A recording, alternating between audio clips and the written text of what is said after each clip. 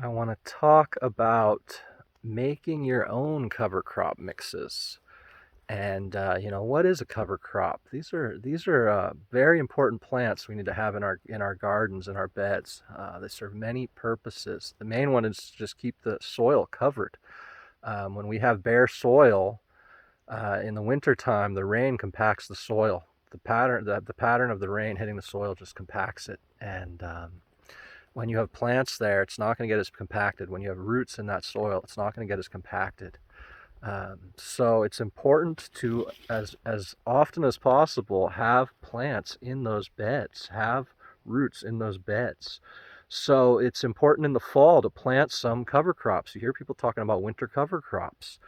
Very important to plant some cover crops. A great way to return fertility to your garden. A lot of these are nitrogen fixing while they're growing. They're fixing nitrogen in your soil, and then you can chop and drop them and mulch them on the top surface. You can work them into the soil. You can get that nitrogen into your soil growing these crops.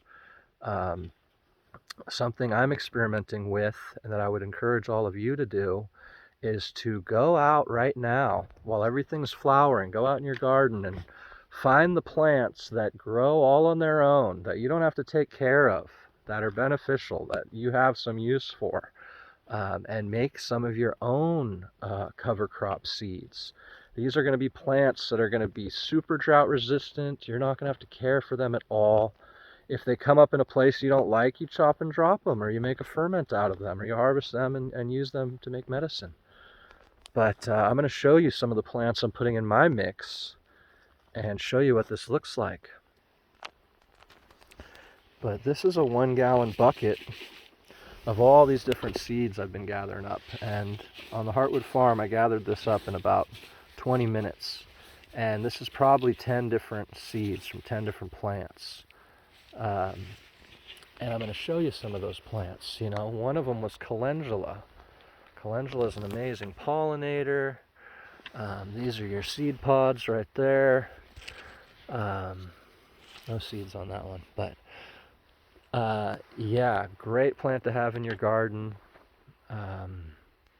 Easy seed to collect, and as long as we don't have a hard frost, those will last all winter through the garden. The next one is this wormwood. This plant growing right here. We make a pesticide out of this. This is supposed to keep the worms off your cannabis. This is also an awesome biomass plant. You can see we have it growing all over the farm here. That's all um, wormwood right there. And easy to collect the seeds right here on the ends of these. So I have a lot of this wormwood in there. This stuff doesn't need to be watered. It comes back every year. I chop and drop it in the fall and use it to build biomass and use it to build compost piles. A lot of the compost we grew the ganja in this year was made with this wormwood. So very killer plant. Easy seed to collect. Another one we collected over here is oregano. I have tons of oregano growing here on the farm. This grows nice and low, great cover crop to cover your soil. Look at that's all oregano there. Killer herb, makes a great pesticide. Super easy seed to collect. You never have to water it. These are the plants I want to grow. Plants that are intelligent and know how to grow in my region. The mullein, collected some mullein and some fennel and some cat's claw. The lemon balm over here. And I'm going to gather some of this tree tobacco that we have in the other garden, in the Buddha garden. So I'm going to combine all those seeds. That's them in that bucket. I'm going to use this as my cover crop. I also have some rye and some different kind of legume. I've got some kind of bush bean or something, some kind of nitrogen fixing legume left over from some cover crops I used last winter.